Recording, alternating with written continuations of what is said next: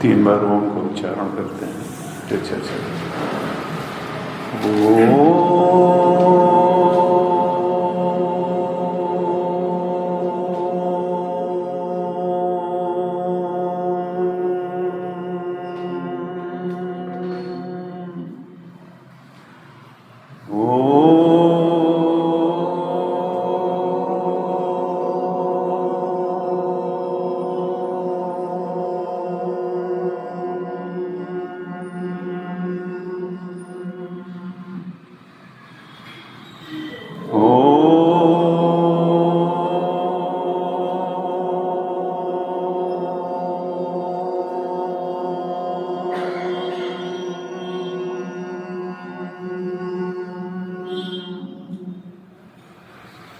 ओ सहना भवतु सहनौ भुनक्तु सह वीर्यं करवावहै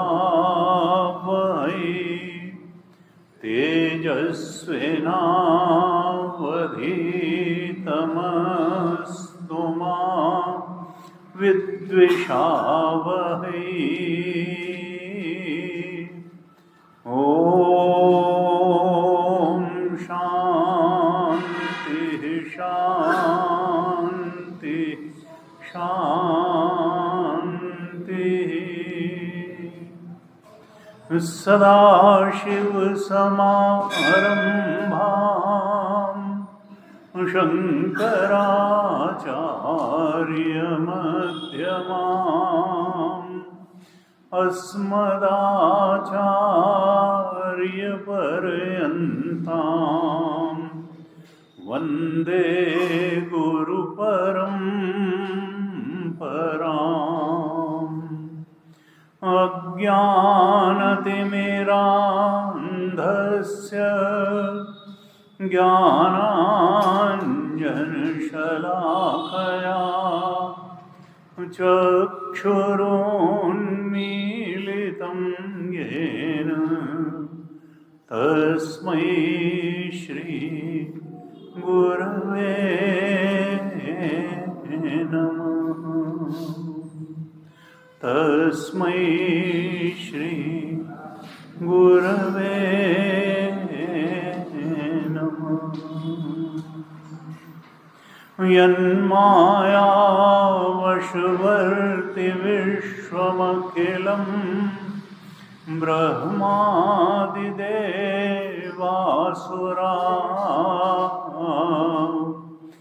यत्सत्त्वादियमृषैव भाति सकलं रज्जो यथा हेर्भ्रमः।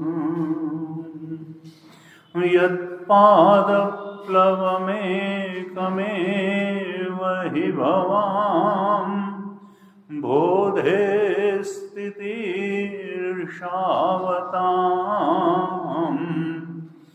वन्देऽहं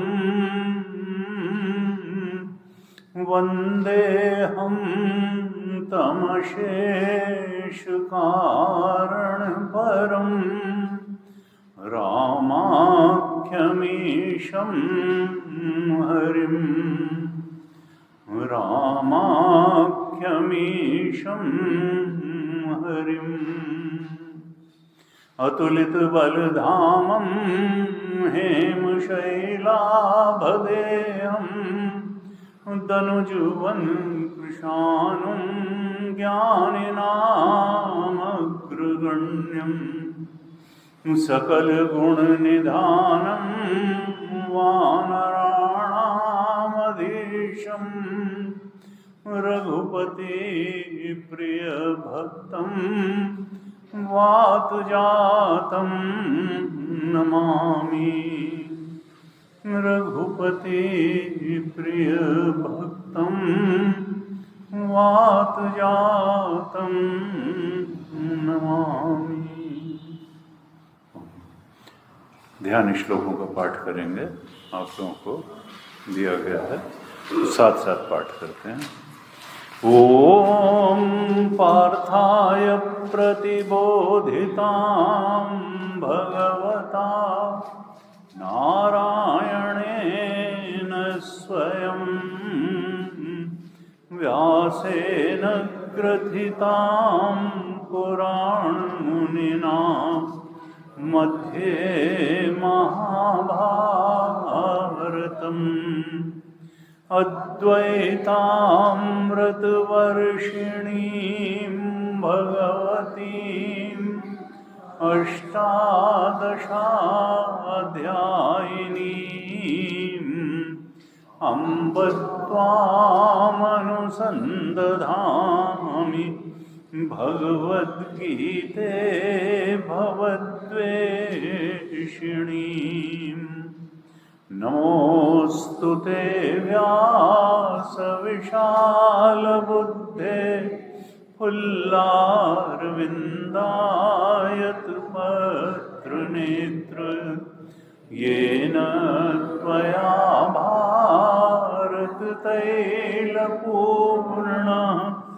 प्रज्वालितो ज्ञानमयः प्रदीपः प्रपन्नपारिजाताय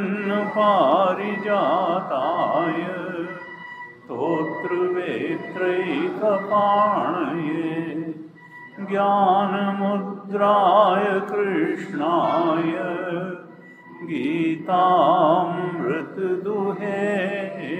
नमः। सर्वोपनिषदो गावो दोग्धा गोपालनन्दनः पार्थो वत्स सुधीर्भोक्ता दुग्धं गीतामृतं महत् वसुदेवसुतं देवं कंसचाणूरमर्दनम् देवकी परमानन्दं कृष्णं वन्दे जगद्गुरुं कृष्णं वन्दे जगद्गुरुम्। ज्ञान यज्ञ के लिए हम लोगों ने श्रीमद् भगवद गीता के 15वें अध्याय का चयन किया है। तो इसमें कल हमने गीता जी में प्रवेश किया था, कुछ सामान्य बातें की थी। आज से हम 15वें अध्याय में प्रवेश करेंगे। तो पहले 15वें अध्याय के कुछ श्लोकों का पाठ कर लेते हैं, फिर चर्चा करते हैं। तो मैं करूँगा पाठ, आप दोहराइएगा। कागज आपके पास होगा जिसमें 20 श्लोक हैं, आप दोहराइए। अथ पंचदशोऽध्यायः श्रीभगवानुवाच ऊर्ध्वमूलमधः शाखम् अश्वत्थं प्राहुरव्ययम् छन्दांसि यस्य पर्णानि यस्तं वेद स वेदवित् अधश्चोर्ध्वं प्रसृतास्तस्य शाखा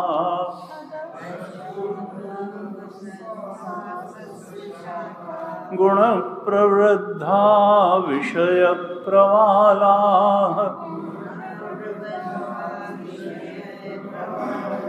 अधश्च मूलान्यनुसन्ततानि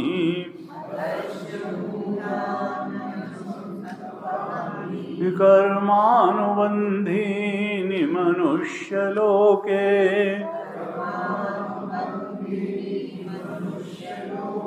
न रूपमस्येह तथोपलभ्यते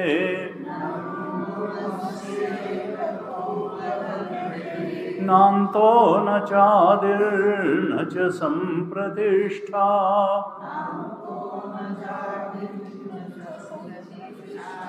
अश्वत्थमेनं सुविरूढमूलम्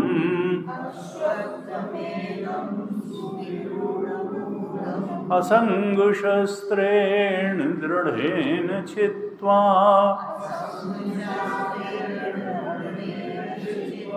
ततः पदं तत्परिमार्गितव्यम्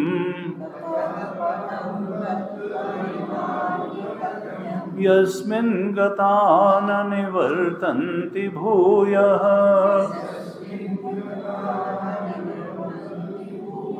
तमेव चाद्यं पुरुषं प्रपद्ये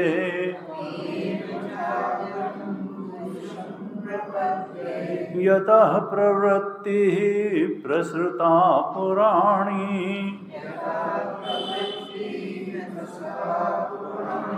निर्मानमोहाजितसङ्गदोषा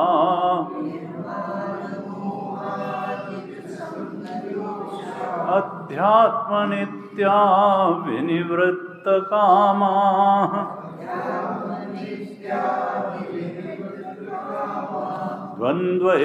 द्वन्द्वैर्विमुक्ताः सुखदुःखसंज्ञैः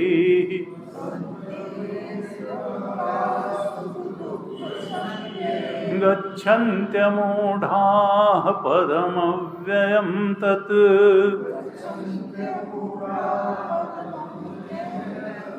न तद्भासयते सूर्यः न शशाङ्को न पावकः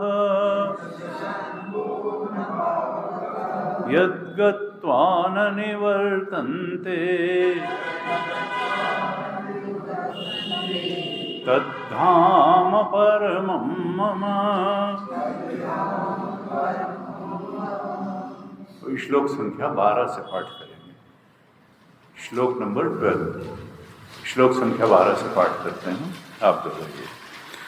यदादित्यगतं तेजः जगद्भासयतेऽखिलम् यच्चन्द्रमसि यच्चाग्नौ तत्तेजो विद्धि मामकम्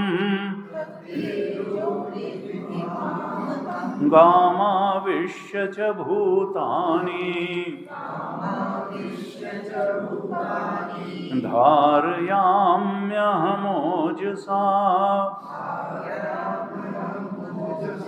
पुष्णामि चौषधीः सर्वाः सोमो भूत्वा रसात्मकः अहं वैश्वानरो भूत्वा प्राणिनां देहमाश्रितः प्राणापान समायुक्तः पचाम्यन्नं चतुर्विधम् सर्वस्य चाहं हृदि सन्निविष्टः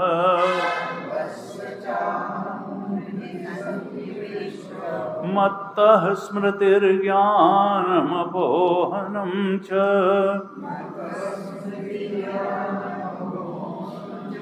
वेदैश्च सर्वैरहमेव वेद्यः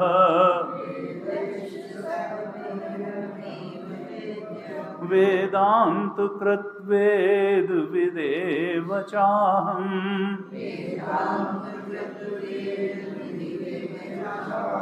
द्वाविमौ पुरुषौ लोके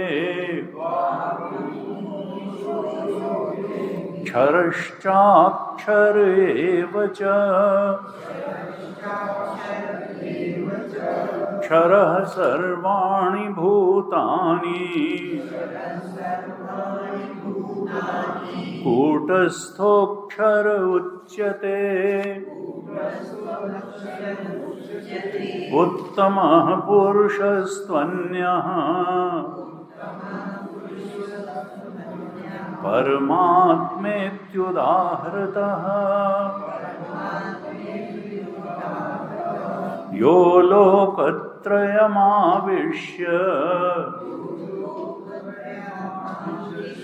बिभर्त्यव्यय ईश्वरः यस्मात्क्षरमतीतोऽहम् अक्षरादपि चोत्तमः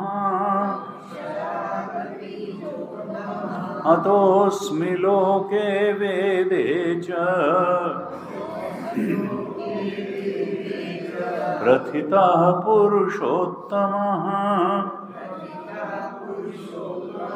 यो मामेवमसम्मूढः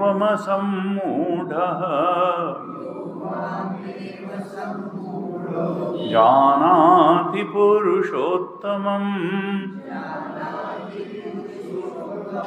स सर्वविद् भजति माम् सर्वभावेन भारत इति गुह्यतमं शास्त्रम् इदमुक्तं मया नघ एतद्बुद्ध्वा बुद्धिमान् स्यात् कृतकृत्यश्च भारत कृतकृत्यश्च भारत।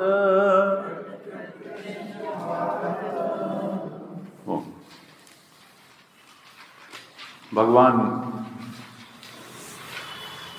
ने इस 15वें अध्याय को, वैसे तो गीता शास्त्र है, शास्त्र का अर्थ क्या होता है? शास्त्र वेदांत में एक पारिभाषिक शब्द है जिसका अर्थ है, जिसकी परिभाषा आती है कि प्रयोजनैक संबद्ध अशेष अर्थ प्रतिपादकत्वम शास्त्रम। एक प्रयोजन से संबंधित सब कुछ बात जिसमें कह दी जाए उसको शास्त्र कहते हैं।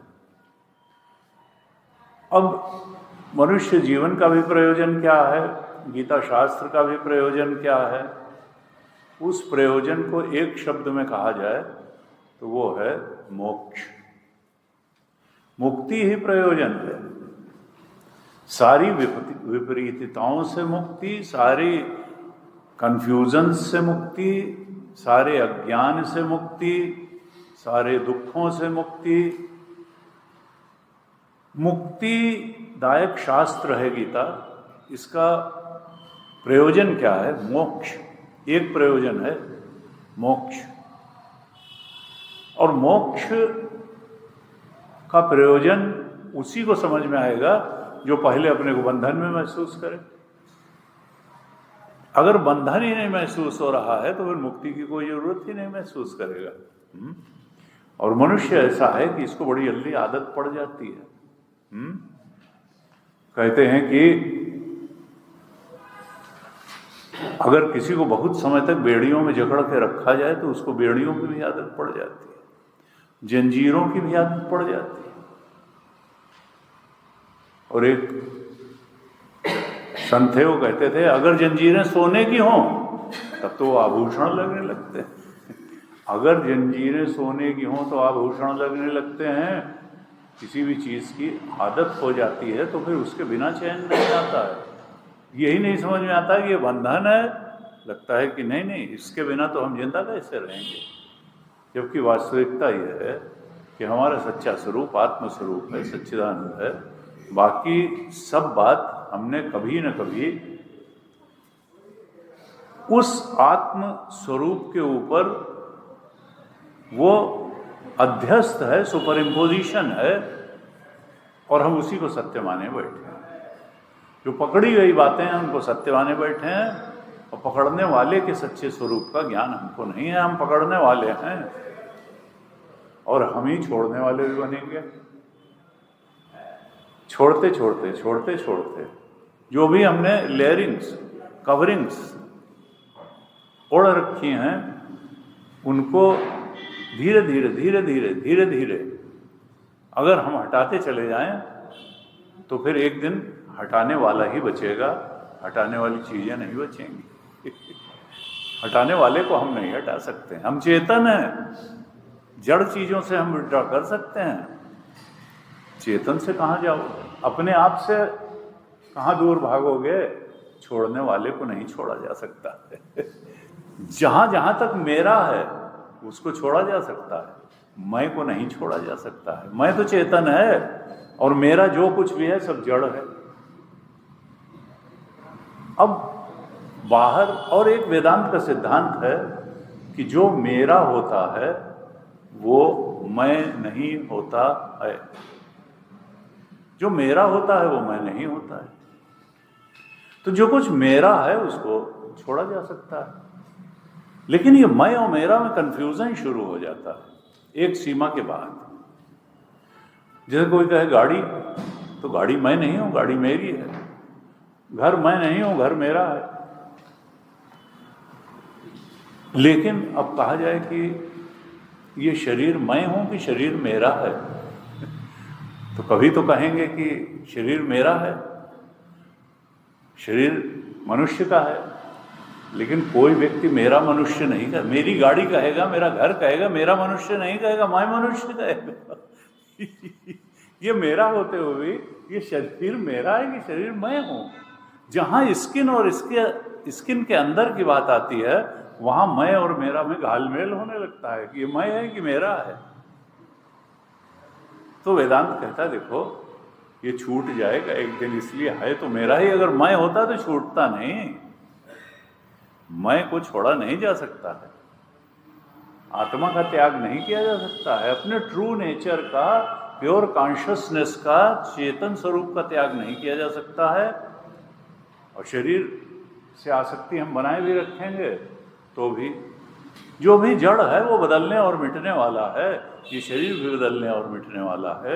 यही नहीं, मन की भावनाएं भी बदलने और मिटने वाली हैं, और बुद्धि के विचार भी बदलने और मिटने वाले हैं, और कारण शरीर या इच्छाएं जो हैं वो भी बदलने और। बचपन में इच्छाएं कुछ अलग थीं, किशोरावस्था में इच्छाएं कुछ अलग थीं, युवावस्था में इच्छाएं कुछ अलग थीं, अधेड़ावस्था में अलग थीं, बुढ़ापे में थोड़ी अलग हैं। तो ये सब यह दृश्यम तज्जड़म तद मिथ्या, बदलने और मिटने वाली चीजें हैं। जो मेरा है वो मैं नहीं है। अब ये मैं की खोज ही असल में गीता जी का लक्ष्य है कि हे साधक, हे जीव, तुम खोज लो कि ये मैं का सच्चा स्वरूप क्या है। ये तुम मैं और मेरा से घालमेल किए बैठे हो। अहम के बारे में विचार कर लो कि ये अहम तत्व क्या है, और मम के बारे में भी विचार कर लो कि ये मम क्या है। दो ही चीजों में मैं और मोर तोर तय माया, जही बस कीन है जीव निकाया, गो गोचर जहाँ लगी मन जाई, सो सब माया जाने ओ भाई। एक दुष्ट अतिशय दुख रूपा, जावस जीव पड़ा बहु कूपा, और एक रचई जगुन बस जाके, प्रभु प्रेरित नहीं निज बलता के। दो प्रकार की माया बताइए। एक तो ईश्वरीय माया है, वो दुखदाई नहीं होती है, हमारे कर्मों के अनुसार, हमारी वासनाओं के अनुसार, हमारी इच्छाओं के अनुसार भोग देने के लिए विद्या माया ने जगत की रचना कर दी। लेकिन अविद्या माया हमारे पल्ले पड़ी है। अविद्या का मतलब क्या है? वासनाएं। और ये वासनाएं, शरीर पूरा हो जाता है, वासनाएं या इच्छाएं पूरी नहीं होती हैं, और अतृप्त इच्छाएं फिर ले जा करके अगले शरीर में खड़ा कर देती हैं। वहां भी वही काम होता है इच्छा पूर्ति का, लेकिन वहां भी इच्छाएं पूरी नहीं होती, और फिर अगले शरीर को में ले जाके खड़ी कर देती हैं, और पुनरपि जन्मम पुनरपि मरणम पुनरपि जननी जठरे शयनम। तो ये फिर संसरण चलता ही रहता है। एक देह से हम जाने कितने देहों में रहे हैं, और जाने कितने देहों में रहेंगे, तब तक रहेंगे जब तक हम अपने इस अहम तत्व को, मैं के सच्चे स्वरूप को जान करके उसमें दृढ़ता से स्थित नहीं हो पाएंगे। और अपने सच्चे स्वरूप में दृढ़ता से स्थित हो जाना यही मुक्ति है, यही मोक्ष है। और उसके लिए पहले हमको बौद्धिक रूप से भी स्पष्ट होना पड़ेगा, इंटेलेक्चुअली बहुत क्लियर होना पड़ेगा कि मेरा सच्चा स्वरूप क्या है, और फिर उस बौद्धिक ज्ञान को अपरोक्षानुभूति में भी बदलना होगा वो साधना के द्वारा बदला जाएगा, ध्यान के द्वारा बदला जाएगा, कर्मयोग के द्वारा बदला जाएगा, भक्ति योग के द्वारा बदला जाएगा और ज्ञान योग के द्वारा बदला जाएगा। लेकिन पहले हमको स्पष्ट होना बहुत जरूरी है कि वास्तव में हमारा सत्य है क्या। ये शरीर मैं हूँ, ये मैं मन मैं हूँ, या बुद्धि मैं हूँ, या इच्छाएं या कारण शरीर में हूँ, या ये हमारे ऊपर सुपर इम्पोजिशन है आत्मा पे। मैं तो सच्चिदानंद स्वरूप हूँ। तो भगवान अर्जुन को यही उपदेश दे रहे हैं। जब भगवान को उसने उपदेश देना शुरू किया, पहले अध्याय में गीता के भगवान बिल्कुल नहीं बोले, अर्जुन ही बोलता रहा। भगवान का 1 या 1.5 पंक्ति है पहले अध्याय में, और वो बड़ी बड़ी बातें करता रहा कि ऐसा हो जाएगा, वैसा हो जाएगा, इतने लोग मारे जाएंगे, स्त्रियां विधवा हो जाएंगी, वर्णशंकर पैदा हो जाएंगे, तो पितरों का नाश हो जाएगा। ऐसे ऐसे बहुत बड़ी बड़ी बातें करता रहा और भगवान सुनते रहे। भगवान ने कोई उपदेश नहीं किया। देखिए, गीता जो है वो अरण्य में नहीं उतरी, रण भूमि में उतरी। रण के बीच में गीता का उपदेश हुआ, जबकि उपनिषदों का जो गुरु शिष्य परंपरा है वो अरण्य में है। वहां पर फॉरेस्ट के एकांत में बैठ करके गुरुकुल में शिष्य प्रश्न करता है और गुरु उत्तर देते हैं। जैसे कठोपनिषद में यम और नचिकेता का प्रश्न उत्तर है, ऐसे ही। तो ये, लेकिन ये अरण्य विद्या नहीं, रण विद्या है। इससे क्या है कि ये संसार जो है ये एक रण है। महाअजय संसार रिपु जीत सकै सो धीर। ये संसार रूपी शत्रु अजय है, महाअजय से। जो इसको जीत लेता है ठीक तरह से, वही धीर पुरुष है, वही बुद्धिमान है। धीरा धीमंता, धीर कौन है? जो बुद्धिमान है। वही विवेकवान है जो ठीक तरह से अपनी जिंदगी चला ले जाता है, संयम में रहते हुए, संतुलन में रहते हुए, परिस्थितियों से ठीक तरह से डील करते हुए जो अपने जीवन को चलाता है। और ठीक तरह से चलाने का मतलब यही नहीं है कि हमारा मकान बहुत अच्छा है और हमारी गाड़ी बहुत अच्छी है, हमारे पास कपड़े भी बहुत अच्छे हैं और हमारी नौकरी भी अच्छी है, हमारे बच्चे भी ठीक है। नहीं नहीं, आध्यात्मिक उन्नति जो है वो सांसारिक उन्नति से कहीं अधिक आवश्यक है, क्योंकि आध्यात्मिक उन्नति केवल और केवल मनुष्य योनि में ही संभव है। क्यों? क्योंकि यहाँ फ्री विल है, संकल्प की स्वतंत्रता है। हम चाहें तो हम पतन का रास्ता अपना सकते हैं, हम चाहें तो हम उन्नति का रास्ता अपना सकते हैं, हम चाहें तो ऐसे काम कर सकते हैं जिससे हमारा अंतःकरण शुद्ध, निर्मल, पवित्र, सात्विक बन जाए, और हम ऐसे भी रास्ता अपना सकते हैं कि हमारा अंतःकरण मलिनता से, विकारों से भर जाए। और सात्विक अंतःकरण में ही सहज सुख की अनुभूति होती है। ध्यान में जब हम डूबते हैं तो हमको मालूम होता है कि जो सुख हमारा है वो विषय का ही मोहताज नहीं है। जब विषय निरपेक्ष मन होता है तब जितनी गहरी शांति, तृप्ति और गहन सात्विकता, पवित्रता और शांति की अनुभूति होती है, वो किसी विषय के भोग के समय संभव ही नहीं है। इसलिए आध्यात्म सुख जो है वो सबसे बड़ा सुख है। जब हम सारी लिप्तताएं छोड़ के, हम विचार से भी आसक्ति छोड़ करके केवल विचार के दृष्टा मात्र हो करके बैठ जाते हैं, be distant and unattached observer of your own thoughts. अपनी ही विचारों के दूर बैठे हुए अनासक्त दृष्टा बन करके जब हम बैठ जाते हैं तो ये दृष्टा स्वरूप ही आत्मस्वरूप है। अरे इको कर रहे हैं, थोड़ा ठीक है। ये दृष्टा स्वरूप ही आत्मस्वरूप है। ये हम ध्यान से जान सकते हैं कि दृष्टा ही आत्मा है।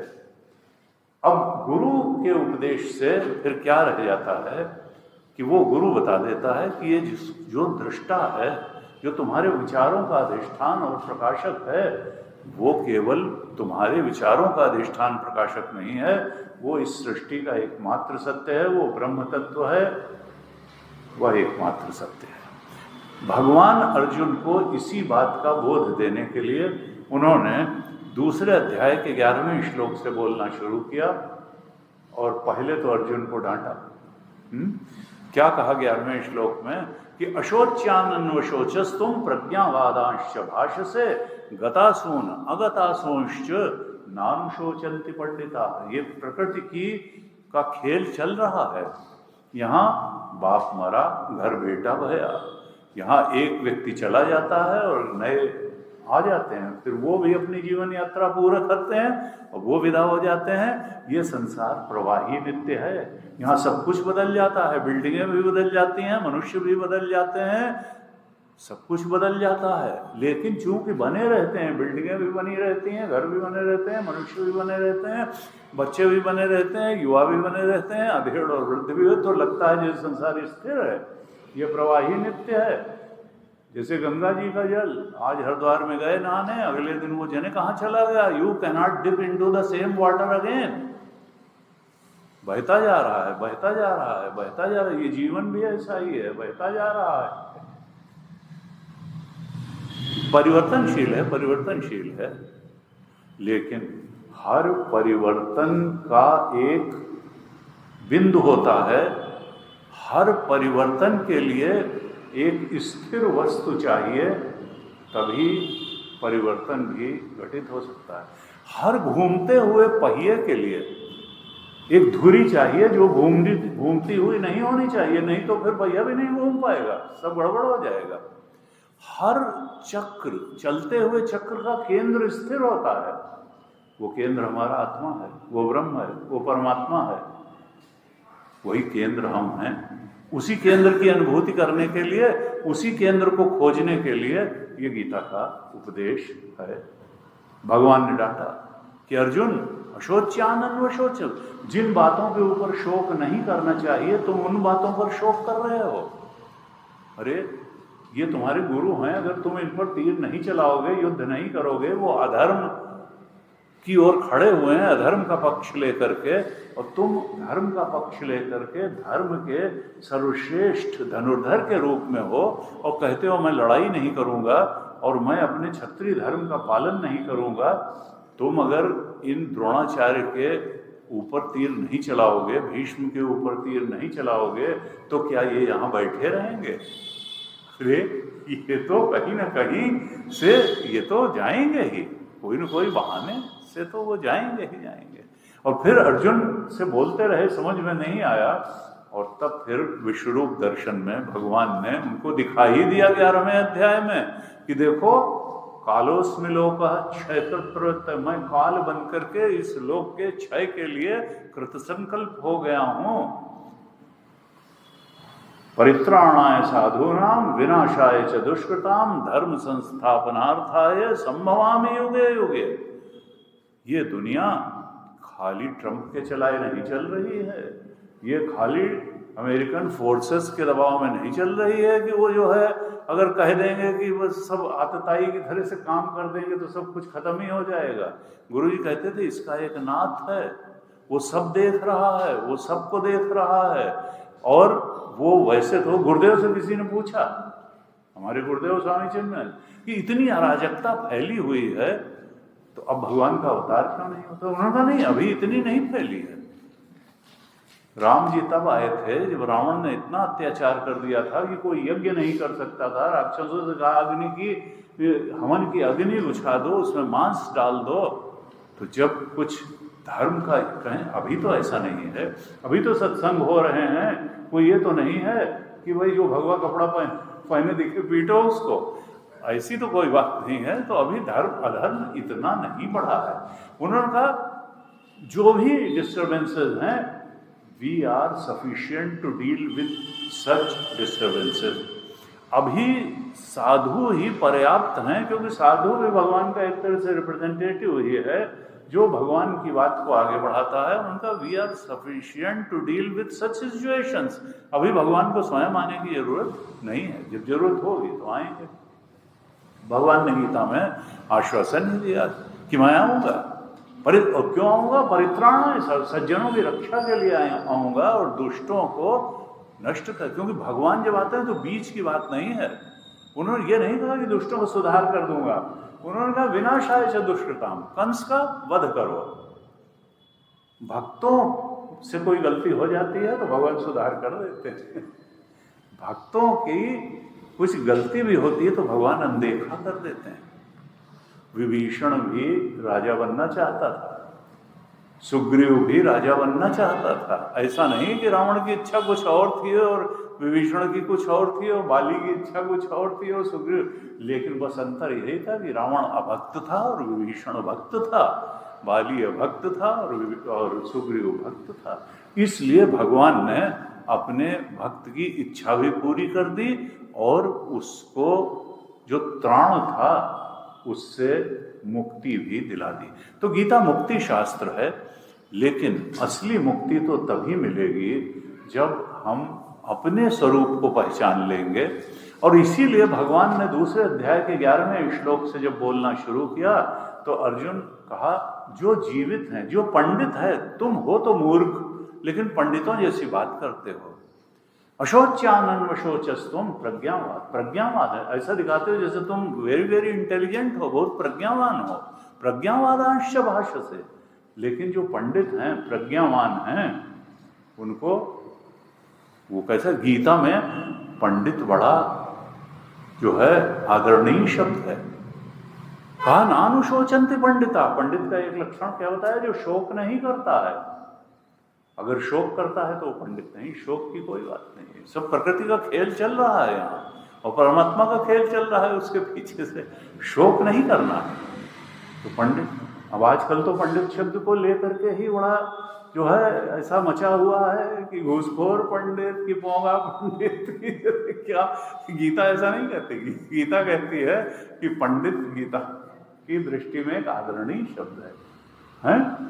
नानुशोचित, पंडित जो है वो शोक नहीं करता है। ये है और कहा गीता में, विद्या विनय संपन्ने ब्राह्मणे गविहस्तिनी शुनि चैव श्वपाके च पंडिता समदर्शिना।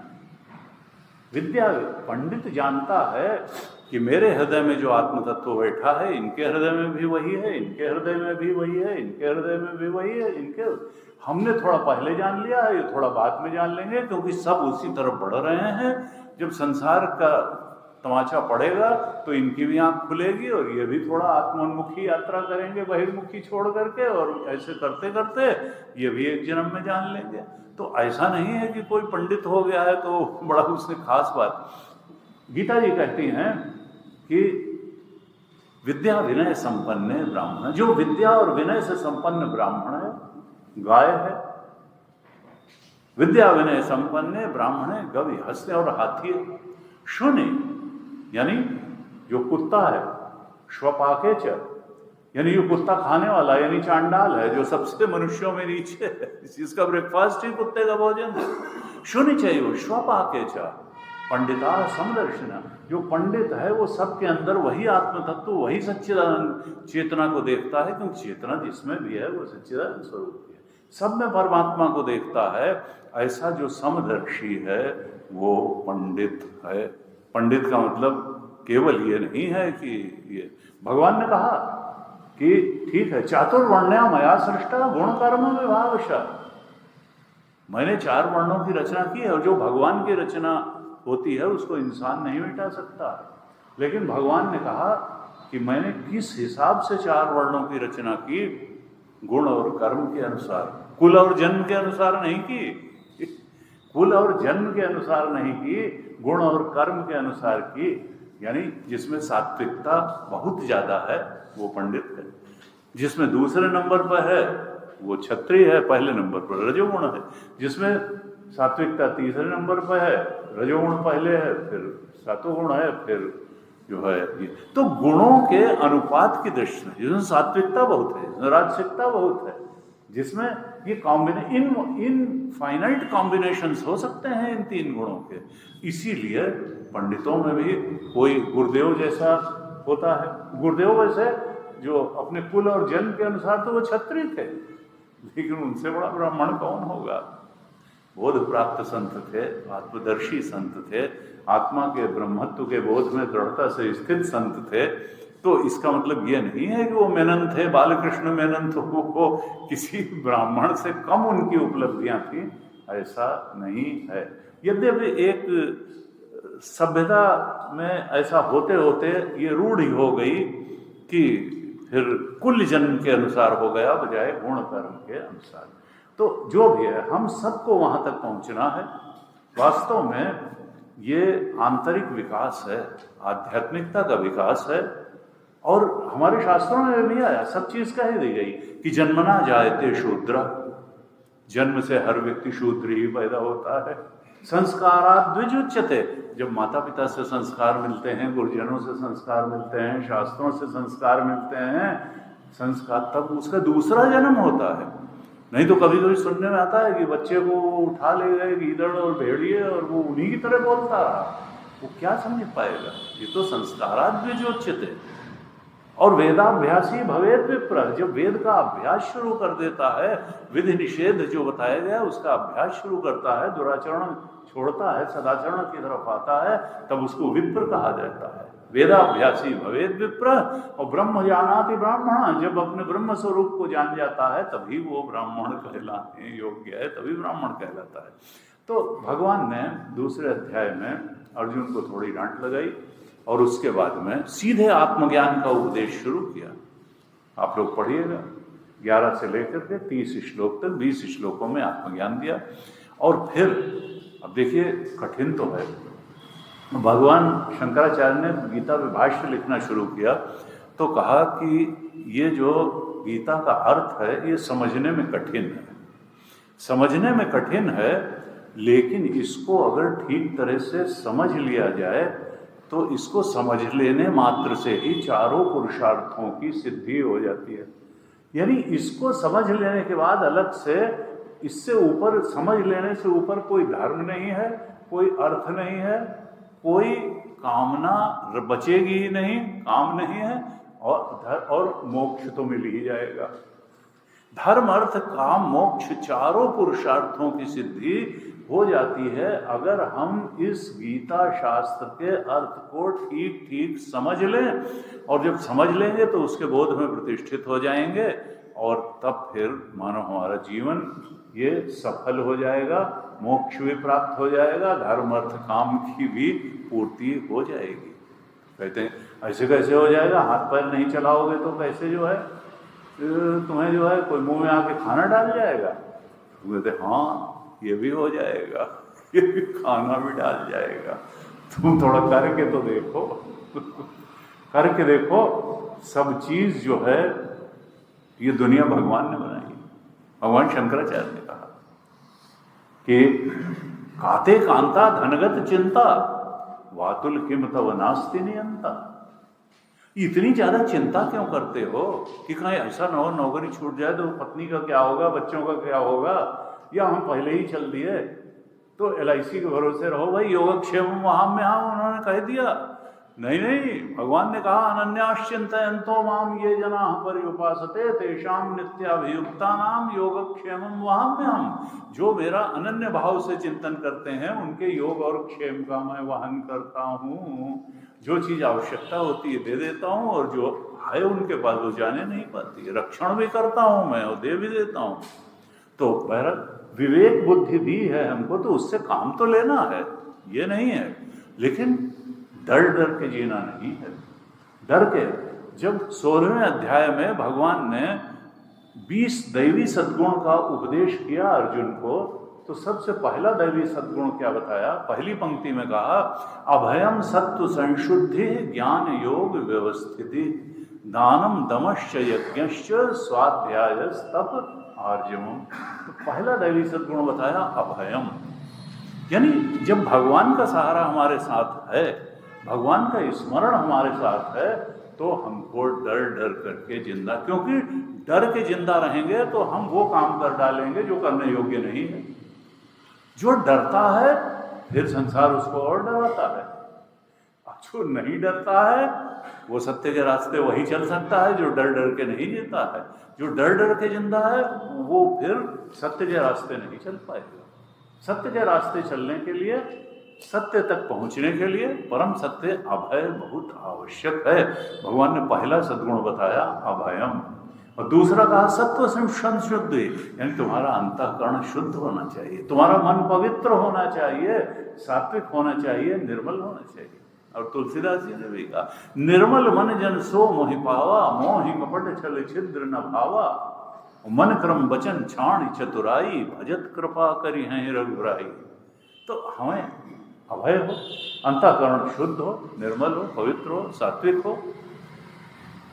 अभयम सत्व संशुद्धि ज्ञान योग व्यवस्थिति। और गीता में जो ज्ञान भगवान देना चाह रहे हैं वो ज्ञान को हम समझ लें और उसमें दृढ़ता से स्थित रहें और उसी ज्ञान के अनुसार अपना जीवन बनाएं, दिनचर्या बनाएं, तो बस फिर तो भगवान योगक्षेम का वाहन करेंगे, डरने की जरूरत नहीं है। भगवान शंकराचार्य ने कहा काते कांता धनगत चिंता, अरे पत्नी और बच्चों की इतनी चिंता क्यों करते हो? यहाँ हर व्यक्ति अपना प्रारब्ध लेकर के आया है, अपना भाग्य लेकर के आया है। जितने दिन का प्रारब्ध है उतने दिन की आयु भी मिलेगी, और उतने दिन की आयु मिलनी है तो उतने दिन भोजन पानी भी मिलेगा और शरीर को चलाने की सारी व्यवस्थाएं भी मिलेंगी। प्रारब्ध ही तुम्हारे लिए सब व्यवस्था कर देगा। तुमने कुछ अच्छा कर्म किया होगा तभी मनुष्य योनि प्राप्त हुई है। मनुष्य योनि बड़ा ही दुर्लभ है। इस मनुष्य योनि जब तुमको मिल गई है, प्रारब्ध का सहारा है, तो डरने की जरूरत नहीं है, ना अपने लिए और ना पत्नी बच्चों के लिए। वो अपना भाग्य लेकर के आए हैं। तो कहा काते कांता धनगत चिंता, पैसे से ही सब नहीं चल रहा है, प्रारब्ध से भी चल रहा है, बहुत चीजें हैं। वातुल किम, तो तुम ये नहीं सोचते हो कि जो इतनी बड़ी सृष्टि चला रहा है और वास्तव में वो तुमको भी चला रहा है, तुम्हारे परिवार को भी चला रहा है, संसार को चला रहा है, सृष्टि को चला रहा है। ये इतने सारे ग्रह नक्षत्र आपस में स्पेस में कितने अच्छे ढंग से हैं। ये धरती अपनी एक्सिस पे रोटेट भी कर रही है और सूर्य के आसपास रिवॉल्व भी कर रही है। रोटेट कर रही है तो दिन रात हो रहे हैं, रिवॉल्व कर रही है तो सीजन बदल रहे हैं। ये सब क्या तुमने किया था कि पत्नी और बच्चों को तुम नहीं करोगे तो पत्नी और बच्चे जो है वो क्या चलेंगे नहीं? ये सृष्टि तुमने बनाई। बुढ़िया बाबा से किसी ने कहा, पूछा जा करके कि बाबा बड़े सिद्ध संत थे, अखंडानंद महाराज उनको अपना गुरु मानते थे, कि महाराज ये बताएं क्या ये सृष्टि ईश्वर ने बनाई? उन्होंने कहा नहीं तो क्या तुम्हारे चाचा ने बनाई? नहीं तो क्या तुम्हारे चाचा ने बनाई? तो उन्होंने कहा बड़ी बड़ी थ्योरीज हैं कि ऐसे सृष्टि निकली, ऐसे तो। अरे भाई, हम अल्पज्ञ और अल्प शक्ति हैं, तो जो सर्वज्ञ और सर्वशक्ति परमात्मा होगा वही तो सृष्टि का मूल में होगा, उसी ने बनाई होगी, उसी की वजह से स्थिति है और वही संहार करने वाला है। कहा देखो सब कुछ तुम्हारे प्रारब्ध से हो जाएगा, और विवेक दिया है, विवेक का इस्तेमाल करो तो हो जाएगा। लेकिन त्रिजगति सज्जन संगति रेखा भवति भवार्णो तरणे नौका, भज गोविंदम गोविंदम भज मूढ़मते। तीनों लोकों में इस भवसागर के पार जाने के लिए, मुक्ति प्राप्त करने के लिए सत्संग से बढ़ करके भवसागर के पार जाने के लिए कोई नौका नहीं है। इसलिए शास्त्र संग मत छोड़ो, सत्संग मत छोड़ो, गुरु संग मत छोड़ो, भगवान का चिंतन मत छोड़ो, भगवान के प्रति समर्पित रहते हुए, शरणागत रहते हुए जीवन को मत छोड़ो। ऐसे अगर करोगे तो फिर कोई बाधा आने वाली नहीं है।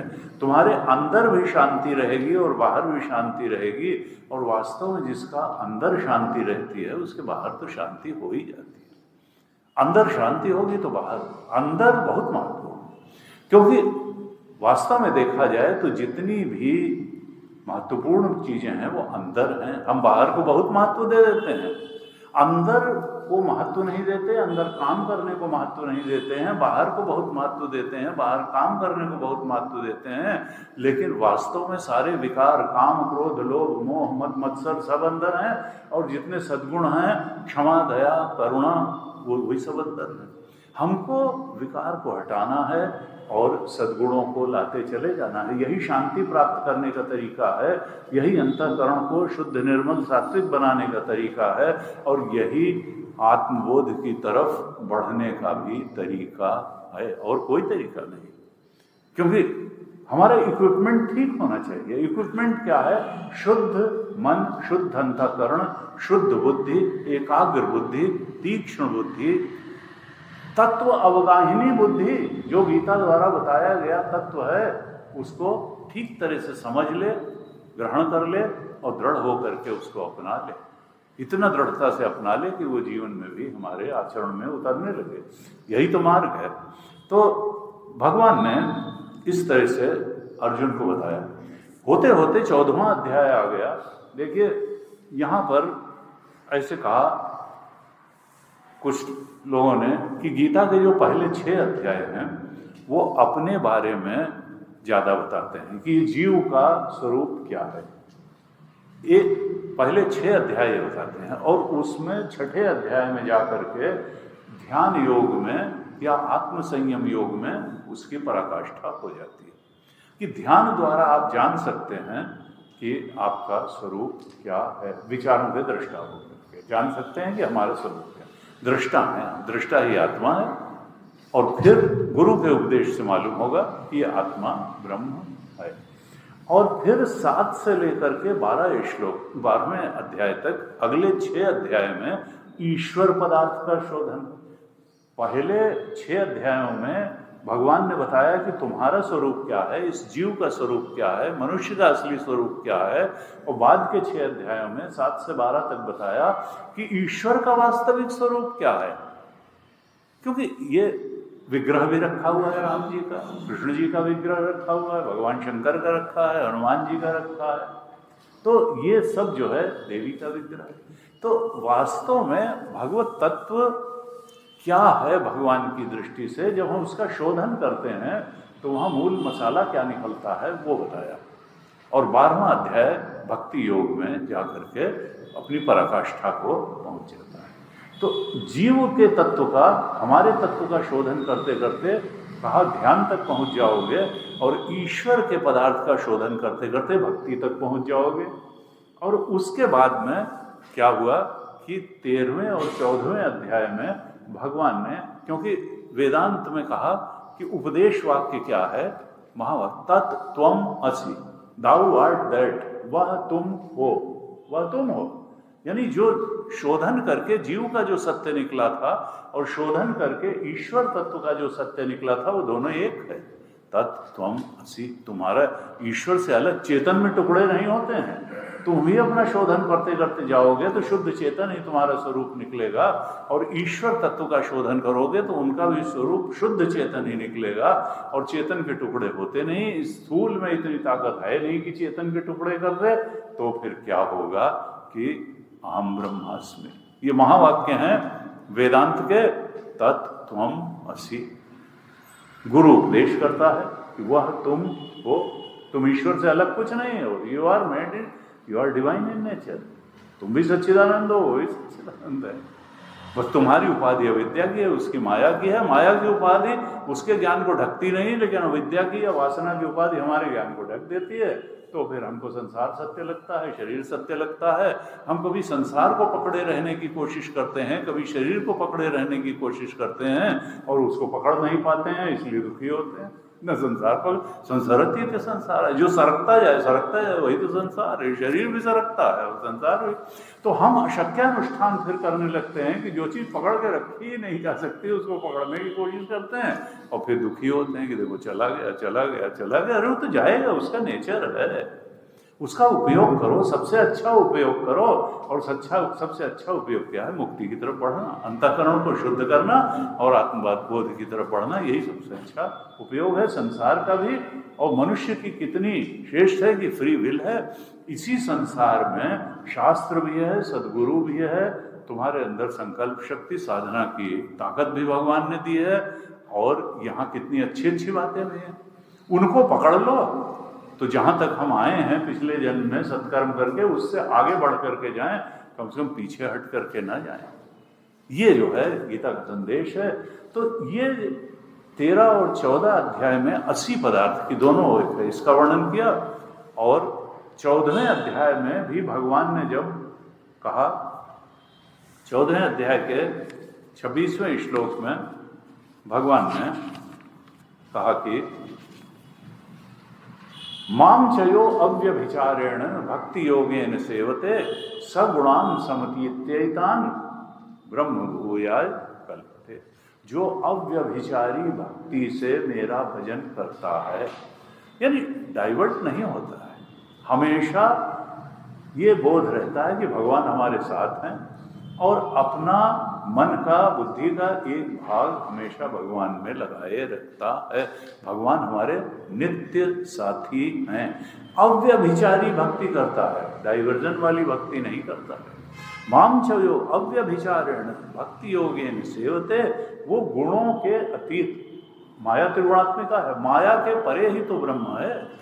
वो माया के परे जाकर के अपने आत्म स्वरूप, सच्चिदानंद स्वरूप, ब्रह्म स्वरूप के बोध में स्थित हो जाता है, स्थित होने योग्य बन जाता है। ब्रह्म भूयाय कल्पते, वो ब्रह्म बोध के लिए बिल्कुल उपयुक्त हो जाता है। और कहते हैं first deserve then desire, and if you really deserve you need not desire, for whatever you deserve that will automatically come to you. जिसके लिए आप डिजर्व करते हैं उसके लिए परेशान होने की जरूरत नहीं है, वो आपको मिल जाती है वो चीज़। लेकिन बिना डिजर्व किए अगर हम डिजर्विंग हो जाएंगे तो नहीं मिलेगी। पहले हम ऐसा अंतःकरण बनाएं जो बोध के लिए डिजर्व करता हो। अगर डिजर्व करेंगे तो फिर मिल जाएगी। परमात्मा के यहाँ कोई अंधेर नहीं है, जो जितनी बात के लिए डिजर्व करता है भगवान उसको उतना दे। लेकिन वही है कि पहला कदम हमको उठाना पड़ेगा। परस्परम भावयन्तः श्रेय परम अवाप्स्यते, तीसरे अध्याय में कहा, एक दूसरे, तुम भगवान की, देवताओं की पूजा करो, वो तुम्हारे ऊपर कृपा करेंगे। तुम उनका जो दातव्य है उसको दो, वो तुम्हारी सारी कामना इच्छाएं पूरी करेंगे। संसार की भी इच्छा पूरी करेंगे, अध्यात्म की भी इच्छा पूरी कर देंगे। तो इस तरह से 14वें अध्याय में भगवान ने भक्ति से 3 गुणों के अतीत जाने की बात कही। लेकिन भगवान को लगा कि अर्जुन बहुत सेटिस्फाइड दिख नहीं रहा है, अभी भी अर्जुन की सुनने की प्यास पूरी नहीं हुई है, नहीं तो 4थे अध्याय में गीता समाप्त हो जाती।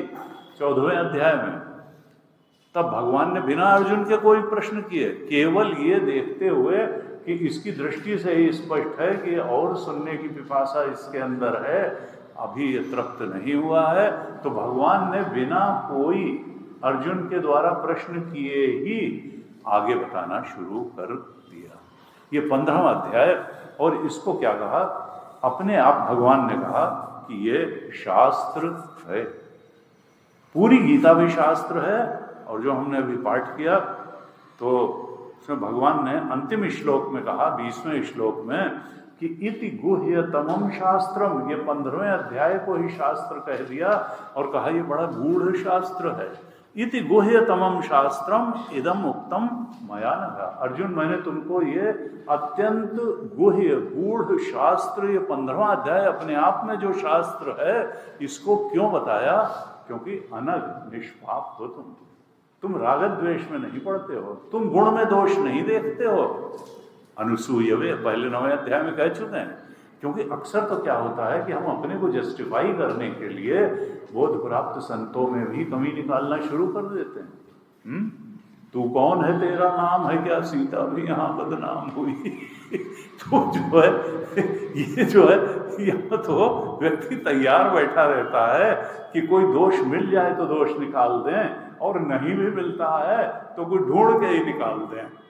तो ये जो है ऐसे, वैसे तो कबीर लिख गए कि निंदक ने राखिए आंगन कुटी छवाए, बिन साबुन पानी के निर्मल करत सुभाए। लेकिन हमको ध्यान रखना चाहिए कि जो अगर जेन्युइन क्रिटिसिज्म है तब तो उसको सुधारना चाहिए, लेकिन यहाँ तो लोग सद्गुण को भी दुर्गुण डिक्लेयर करने के लिए तैयार बैठे रहते हैं कमर कस के। इसलिए हमको शास्त्र के दर्पण में अपने को देख करके तब डिसाइड करना चाहिए कि हम कितने ठीक हैं और कितने गलत हैं। किसी संसारी आदमी जो स्वयं ही दुष्ट है, दुष्चरित्र है और घटिया है, वो अगर आपको दुष्ट, दुष्चरित्र और घटिया कहता है तो उसके झांसे में बिल्कुल नहीं आना चाहिए। हाँ जो है बदल वो आपसे भी ज़्यादा करेला नीम चढ़ाएं और जो है वो आपको सर्टिफिकेट देने के लिए तैयार बैठे हैं। तो फिर ऐसे से तो सावधान रहना चाहिए और उनको दूर से प्रणाम, उनको पास रखने की जरूरत नहीं है। हम खुद जानते हैं, हर व्यक्ति जानता है कि उसमें कमी कितनी है और अच्छाई कितनी है। हमको खुद अपने आत्मावलोकन करके, सेल्फ इंट्रोस्पेक्शन करके अपनी कमियों को दूर करते चले जाना है और अपनी अच्छाइयों को बढ़ाते चले जाना है। स्वयं का निष्पक्ष अवलोकन और अपना आलोचना स्वयं करनी है और दूसरों को इतनी ज़्यादा महत्व जो है अगर हम देंगे, हो सकता है भाई कम्युनिल के टाइम में माहौल दूसरा रहा हो, लेकिन आज तो यूट्यूब का ज़माना है और कौन ऐसा नहीं है जो क्रिटिसाइज नहीं किया जा रहा। किसी को भी से आपको एक आध है।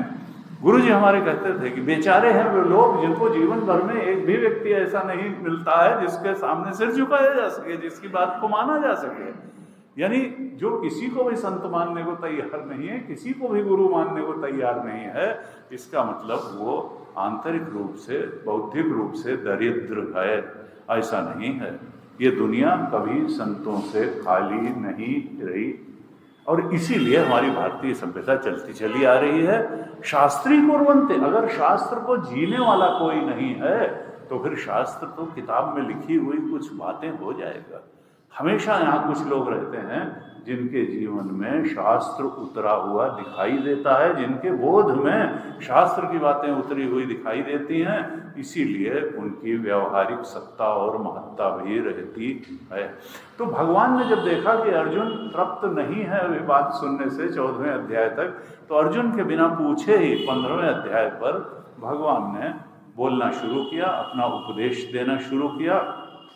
इस 15वें अध्याय में कुल 20 श्लोक हैं और भगवान ने इसको शास्त्र इसलिए कहा क्योंकि इसमें मोक्ष से संबंधित सारी बातें बताई गई हैं। सारी बातें क्या हैं कि अधिकारी कैसा हो, विषय क्या हो, संबंध क्या हो, प्रयोजन क्या हो। प्रयोजन तो मोक्ष है। तो इस पूरे 20 श्लोकों के ही अध्याय में, जिसको भगवान ने अपने मुख से ही शास्त्र कहा, यहाँ पर क्या है कि 20 श्लोकों को 5 भागों में करीब करीब डिवाइड किया जा सकता है। पहले जो 3 श्लोक हैं उनमें भगवान ने सृष्टि का निरूपण किया है। पहले 3 श्लोकों में हमने पाठ किया। उसके बाद के जो 3 श्लोक हैं, यानी 4, 5, 6 श्लोक, ये मुक्ति का प्रकरण है। इसमें भगवान ने मुक्ति का स्वरूप बताया और मुक्ति के साधन भी बता दिए। उसके बाद में 7 से लेकर के 11, 7, 8, 9, 10 और 11 इन श्लोकों में जीव का प्रकरण लिया। जीव क्या है इसके बारे में बताया, हमारा स्वरूप क्या है, जीव का स्वरूप क्या है ये बताया। और उसके बाद में 12, 13, 14 और 15 इन 4 श्लोकों में भगवान ने अपनी विभूतियों का वर्णन किया। और हम जानते हैं 10वां अध्याय में भी भगवान ने विभूतियों का बड़ा लंबा वर्णन किया और विश्व रूप दर्शन 11वें अध्याय में भी भगवान ने अपनी विभूतियों का ही वर्णन किया। यहाँ उन दोनों अध्यायों को केवल 4 श्लोकों में समेट करके भगवान ने 12, 13, 14, 15 में विभूति योग का संक्षेप से वर्णन कर दिया। और उसके बाद में 16, 17, 18 और 19 4 श्लोकों में भगवान ने अपने बारे में बताया। तो भगवान ने जीव के बारे में बताया और फिर बाद में अपने बारे में, ईश्वर प्रकरण अपने बारे में भी बताया। और 20वें और अंतिम श्लोक में भगवान ने शास्त्र इस 15वें अध्याय की अपने मुख से ही स्तुति कर दी कि ये क्या है, मया उत्तम, ये शास्त्र है, गुह्यतमम है, शास्त्र है और तुम अनग हो, निष्पाप हो, इसलिए हमने तुमको बताया। तो अध्याय की स्तुति कर दी। इस प्रकार से इस 15वें अध्याय के विषय का विभाजन है।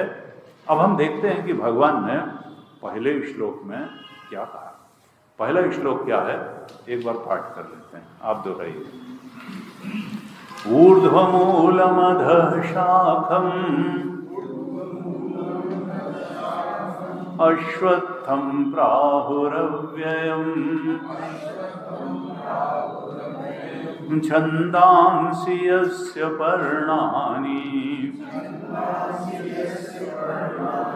यस्तं वेद स वेदवित्। यहाँ पर भगवान ने ये जो सृष्टि है पूरी की पूरी, इस पूरी सृष्टि की कल्पना एक वृक्ष के रूप में की। वृक्ष का रूपक बना करके इस सृष्टि को भगवान समझा रहे हैं। ये पूरी सृष्टि क्या है, ये वृक्ष रूप है।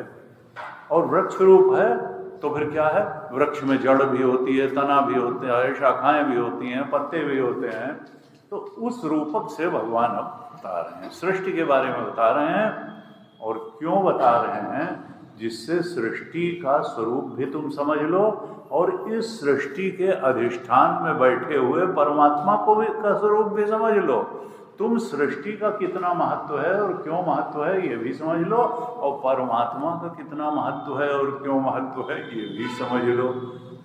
अर्थात सृष्टि का जो बखान कर रहे हैं वो इसलिए नहीं कर रहे हैं कि सृष्टि में और आसक्त हो जाओ, लिप्त हो जाओ, बल्कि इसलिए कह रहे हैं कि देखो वैराग्य की भी अपनी महत्ता है जीवन में। तो एक प्रकार से परमात्मा की भक्ति उपजाने के लिए और सृष्टि से वैराग्य उपजाने के लिए भगवान ये वर्णन कर रहे हैं कि समझ लो सृष्टि कहाँ से कहाँ तक है और परमात्मा का रोल क्या है इस सृष्टि में। कहते हैं ऊर्ध्व मूलम अधः शाखा, इस सृष्टि का जो मूल है, जड़ है, वो ऊपर की तरफ है और इसकी जो शाखाएं हैं वो नीचे की तरफ हैं। हम जितने पेड़ देखते हैं उसमें तो मूल तो नीचे की तरफ होता है, रूट्स तो अंडरग्राउंड होती हैं, और फिर जो स्टेम है वो ऊपर दिखाई देता है, ब्रांचेस ऊपर दिखाई देती हैं, लीव्स ऊपर दिखाई देती हैं, जो फ्लावर्स हैं और फ्रूट्स हैं वो ऊपर दिखाई देते हैं। उन्होंने कहा लेकिन भाई ये सृष्टि जो है ये असल में विचित्र है, अलग तरीके की है। ये जो है इसका ऊर्ध्वमूलम है, जो इसकी जड़ है वो सबसे ऊपर है और शाखाएं नीचे हैं, अधः शाखम। और ये कैसा है, अश्वत्था। अश्वत्था का दो मतलब है, एक तो है पीपल का वृक्ष। पीपल का वृक्ष क्या होता है कि जरा सी हवा चली कि पीपल का पत्ता हिलने लगता है। तुलसीदास जी ने मन की उपमा पीपल के पत्ते से दी, इसीलिए पीपर पात सरिस मन डोला। ये मन आदमी का इतना चलायमान होता है, थोड़ी सी डिजायर्स या डिजायरेबल वस्तु दिखी और हुई कि ये मन एकदम मचलता है। पीपर पात सरिस, जैसे थोड़ी सी हवा लगने पे पीपल का पत्ता जाता है, ऐसे ही विषयों का थोड़ा भी संपर्क होने से वांछित वस्तु थोड़ी भी दिखाई देने मन मचलता है, वही इसके बिना तो रह नहीं सकते, तो मिलनी चाहिए। इसलिए मन जो है ऐसा, तो ये संसार भी क्या यानी चलायमान है, स्थिर नहीं है। थोड़ी सी हवा लगेगी, वो चाहे काल की हवा लगे चाहे वस्तुओं की हवा लगे, ये तो चलायमान हो जाता है। वास्तव में इसका क्या अर्थ है, श्व का मतलब होता है कल, अश्वत्थ माने जो कल तक नहीं रह जाने वाला है, या कहिए कल तक वैसा नहीं रह जाने वाला है। ये संसार आज जैसा दिखता है कि कल वैसा नहीं दिखेगा। कल नहीं तो 6 महीना 2 महीना 5 साल बाद, हर 5 साल बाद व्यक्ति देखता है कि हमारा शरीर वैसा नहीं रह गया, परिवेश भी वैसा नहीं रह गया, बच्चे किशोर हो गए, किशोर बड़े हो गए, बड़े ढेर हो। तो यहाँ सब कुछ क्या है कि बीत जाता है, कल तक नहीं रहता है। अश्वत्था, ये सृष्टि कैसी है, कल तक नहीं रहने वाली है। और लेकिन ये क्या है, अव्ययम है, यानी कल तक नहीं भी रह जाएगी लेकिन रहेगी भी। अव्यय का मतलब जो खर्च ही नहीं होता है, जो नित्य है। तो एक तरफ तो भगवान कैसा विरोधाभासी शब्द कह रहे हैं, एक तरफ तो कह रहे हैं अश्वत्थ कल तक वैसी नहीं रह जाएगी, और फिर कहते हैं अव्ययम भी है, ये तो नित्य भी है। तो देखा जाए तो इंडिविजुअली हम अगर देखें तो हम 50 साल 70 साल पहले नहीं थे और फिर नहीं रह जाएंगे कुछ, तो ये तो चलायमान है, लेकिन कोई ना कोई तो यहाँ रहेगा। ये सृष्टि प्रवाही नित्य है। हम नहीं रहेंगे तो हमारे बच्चे रहेंगे, नहीं उनके बच्चे रहेंगे, नहीं तो कोई रहेगा, तो फिर ये रहेगा। 200 साल पहले देखा तो ऐसा नहीं था, आज ऐसा है, 200 साल बाद पता नहीं कैसा रहेगा। तो चीजें तो बदलती चली जाती हैं, संसार भी बदलता है, शरीर भी बदलता है, सब कुछ बदलता है। तो अव्यय भी है, प्रवाही रूप से नित्य है। गंगा तो बह रही है, गंगा तो भगीरथ के टाइम से बह रही है, तो क्या जल वही है? नहीं नहीं, जल तो रूप में गंगा तो प्रवाही नित्य है, गंगा तो बनी ही हुई है, लेकिन जल तो जाने कहाँ चला जाता है। सागर में गया, सूर्य ने उठाया, पहाड़ों पर बर्फ के रूप में जमा, वो वहां से चुपचाप फिर गंगा का प्रवाह चलता रहता है। तो ये जो वाटर साइकिल है चलता रहता है और हमको लगता है कि नित्य है, नहीं, अव्यय नहीं है तो अश्वत्थम मायामय है। ये संसार वृक्ष क्षण भंगुर है, दृष्ट नष्ट स्वभाव वाला है, देखते ही देखते बदल जाने वाला और नष्ट हो जाने वाला है, लेकिन फिर भी प्रवाही नित्य है। और इसकी मूल कहाँ है? ऊर्ध्वमूलम, इसकी जड़ में कौन बैठा हुआ है? सबसे जो इसका मूल तत्व है वो परमात्मा है। परमात्मा ही इस सृष्टि वृक्ष का मूल है, जड़ है। परमात्मा से ही ये सृष्टि प्रकट हुई है। वैसे परमात्मा ब्रह्म रूप में तो वैसा ही है, लेकिन उसकी क्या है? एक माया शक्ति है। कहा भगवान शंकराचार्य ने विवेक चूड़ामणि में लिखा, अव्यक्त नामनी परमेश शक्ति। ये जो माया शक्ति है, त्रिगुणात्मिका माया है। सत रज तम, 3 गुणों की साम्य अवस्था को ही माया कहते हैं। और ये भगवान की शक्ति है, यानी हमेशा भगवान के पास रहती है ये, लेकिन भगवान के स्वरूप को नहीं ढकती है। हमको ये भ्रमा देती है। हम माया को ही सत्य मान लेते हैं और भगवान को भूल जाते हैं, लेकिन भगवान के साथ ऐसा नहीं है। भगवान, माया उनका इंस्ट्रूमेंट है, शक्ति है, उससे काम लेते हैं, और हम माया के परवश जीव स्वबस भगवंता। जीव अनेक एक श्री कंता। परवश जीव, जीव जो है परवश है, परवश जीव स्व, और भगवान अपने ही वश में रहते हैं। भगवान माया के वश में नहीं आते हैं, हम माया के वशीभूत हो जाते हैं। हम माइक संसार को और माया से बने हुए पदार्थों को बहुत सत्य मान लेते हैं। उनका भगवान की कृपा से माया के पार भी जाते हैं। भगवान की जो चरण शरण पकड़ लेता है, दैवी है शावमयी मम माया दुरत्या मामे वे ये प्रपद्यंते माया में काम तरंतिते।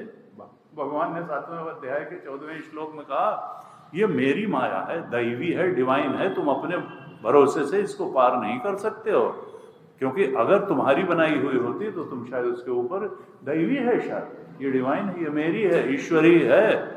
मनुष्य इसको अपने बिना भगवान के सहारे के नहीं पार कर सकता है। दैवी हेषा गुणमयी, और ये त्रिगुणात्मिका है। मम माया दुरत्या, ये बहुत कठिनाई से पार जाने वाली है। लेकिन मामे, जो मेरी चरण शरण पकड़ लेते हैं, मेरे प्रति प्रपन्न हो जाते हैं, शरणागत हो जाते हैं, माया में तांतर, वो मेरी इस माया के पार चले जाते हैं। इसलिए बार बार संतों ने कहा, भगवान की शरण पकड़ करके जीवन जियो, अपनी इच्छाओं के गुलाम बन करके जीवन न जियो, राम गुलाम बन करके जीवन जियो, कृष्ण दास बन करके जीवन जियो, इच्छाओं के दास बन करके जीवन मत जियो। तो जो है फिर तुम मुक्ति की तरफ बढ़ दोगे, भगवान कृपा करेंगे। कहा ऊर्ध्वमूलम, परमात्मा ही इस सृष्टि का मूल है, और जो नीचे की तरफ माया और माया जनित जो कुछ भी है, कहते हैं वेदांत में 23 तत्व हैं। सबसे पहले महत्तत्व होता है, यानी समष्टि बुद्धि, फिर समष्टि अहंकार आता है, उससे सूक्ष्म तन्मात्राएं आती हैं, शब्द स्पर्श रूप रस गंध, उनमें फिर पंचीकरण होता है। तब स्थूल, जैसा हम क्षितिजल पावक गगन समीरा पंचरचित, ये जो 5 तत्व जैसे हमको दिखाई देते हैं वो आ जाते हैं। तो इस तरह, और हमारा मन बन जाता है। तो ये जो है महत्तत्व, अहंकार, 5 तन्मात्राएं, 7 ये हो गए, 11 हमारी ज्ञानेंद्रियां, कर्मेंद्रियां और मन, तो 11 और 7 18, और 5 विषय, ये मिल करके जो है बन जाते हैं 23 तत्व। तो ये क्या है? ये अधः शाखा है, ये नीचे की शाखाएं हैं, ये माया से बनी हुई हैं। मूल तो ऊर्ध्व मूल तो परमात्मा है, और ये 23 तत्व जो हैं समष्टि से लेकर के व्यष्टि तक, हमारा शरीर भी माया से निर्मित हुआ है, ये सृष्टि भी माया से निर्मित हुई है, ये सब अधः शाखाएं, नीचे की ओर लटकी हुई शाखाएं हैं। यानी जो 14 भुवन या 14 लोक कहे जाते हैं वो भी शाखाएं हैं, और उनमें रहने वाले जो जीव रूप ये हैं उनके शरीर वो भी शाखाओं पे रहने वाले पक्षी हैं। हम लोगों को भगवान पक्षी कह रहे हैं क्यों? क्योंकि जिस पेड़ पे हम बैठे हैं शाखा पे, उसी के तो फल खाते हैं। पक्षी क्या करता है? फल खाते हैं, और इसलिए खाते हैं कि फल मीठा निकलेगा और हमको मजा आ जाएगा। लेकिन वो फल हमेशा मीठा नहीं निकलता है, वो फल कभी कभी कड़वा निकल जाता है, और जब कड़वा निकल जाता है तो हम परेशान हो जाते हैं। मुंडक उपनिषद में आया, द्वा सुपर्णा सयुजा सखाया समानम वृक्षम परिशस्व जाते तयो अरण्य पिप्पलम स्वादुवत्ति अनशन नन्यो अभिचाकशीति। द्वा सुपर्णा, 2 सुंदर पंखों वाले पक्षी हैं जो एक ही वृक्ष पर बैठे हुए हैं। वहां पर इस शरीर को ही वृक्ष कहा गया। और वो क्या कर रहे हैं? एक उसमें पक्षी जो है वो भोक्ता पक्षी है, और एक पक्षी दृष्टा पक्षी है। एक अभिमानी है और एक अंतर्यामी है। हम अभिमानी बन करके बैठे हैं, शरीर के अभिमानी बैठे हैं, यानी किस किस चीज के अभिमानी बने बैठे हैं। जो अभिमानी पक्षी है, जो भोक्ता पक्षी है, वो उस वृक्ष के फल खाता है, और कभी कभी जब फल कड़वा निकलता है तो परेशान भी। और दूसरा जो है पक्षी अंतर्यामी जो है, जो परमात्मा स्वरूप है, हमारा वास्तविक आत्मा है, वो केवल देखता है, वो दृष्टा है, वो भोक्ता नहीं है।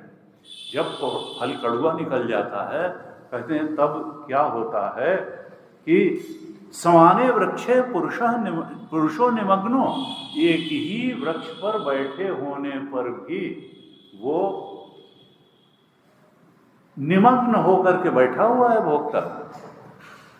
कहा कि समाने वृक्षे पुरुष निमग्नो अनिशया शोचति मोह्यमान, वो अपने ईश्वर स्वरूप की तरफ ध्यान ही नहीं दे रहा है, और मोहित होकर के वृक्ष के फल खाने में ही लगा हुआ है, संसार वृक्ष के फल खाने में।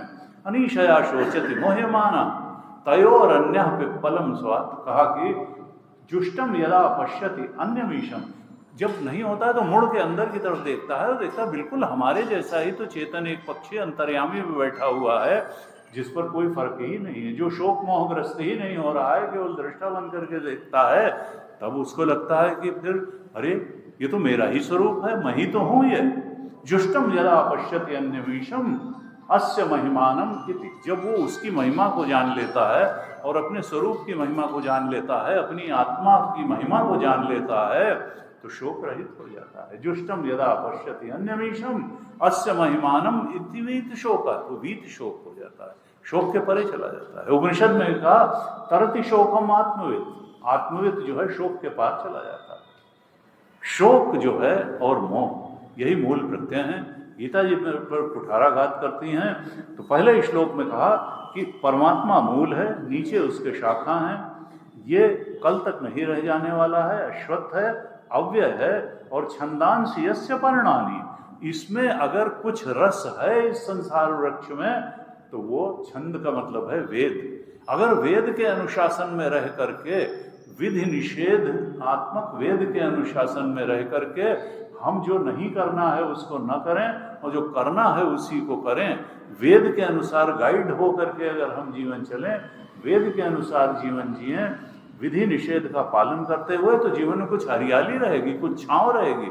नहीं तो संसार ताप से हम तप्त होते रहेंगे। तो छंदांसि यस्य पर्णानि, वेद ही इसके पत्ते हैं। यस्तम वेद सवेदवित्, इस तरह से मूल सहित शाखाओं सहित इस अश्वत्थ, कल तक न रहने वाले लेकिन प्रवाही नित्य और वेद के अनुशासन में रहने का महत्व, इस संसार को, संसार वृक्ष को, इसके मूल परमात्मा सहित जो जान लेता है वही वेद को जानने वाला है, वही ज्ञानी है, वही वेदविद है। वेदविद का मतलब क्या है? वेद का पाठ आ जाएगा? नहीं, वेद का जो शुद्ध अर्थ है अयम आत्मा ब्रह्म, वो उसको जान लेगा, वेद के अर्थ को जानने वाला हो जाएगा, जो इस संसार वृक्ष को ठीक तरह से जान लेगा। अब दूसरे और तीसरे श्लोक में भगवान दूसरे श्लोक में इसमें 5 क्लास बताए। ऊर्ध्वमूलम, दूसरा बताया अधशाखम, तीसरा बताया अश्वत्थम, फिर चौथा बताया अव्यम, पांचवा बताया छंदांसि यस्य पर्णानि। और अब दूसरे श्लोक में 4 और इसके गुण बताएंगे कि इन 9 तरीके, 9 गुणों वाले इस संसार वृक्ष को जो इस तरह से जान लेता है जैसे मैं बता रहा हूँ, तो वेदविद हो जाता है, वेदार्थविद हो जाता है, वो इस संसार की सृष्टि के पूरे स्वरूप को जान लेता है। और ये जानना ही तो मुक्ति है। जो जान लेता है वो मुक्त हो जाता है, उसमें कोई संशय नहीं रह जाता जीवन के विषय में, जन्म के विषय में, मृत्यु के विषय में, जीवन के लक्ष्य के विषय में, प्राप्तव्य के विषय में, सब कुछ क्लियर हो जाता है, वो वेदार्थविद हो जाता है। इस प्रकार से अब आज तो समय हो गया, हम आरती करेंगे और उसके बाद में अब हम कल दूसरे श्लोक पर विचार करेंगे।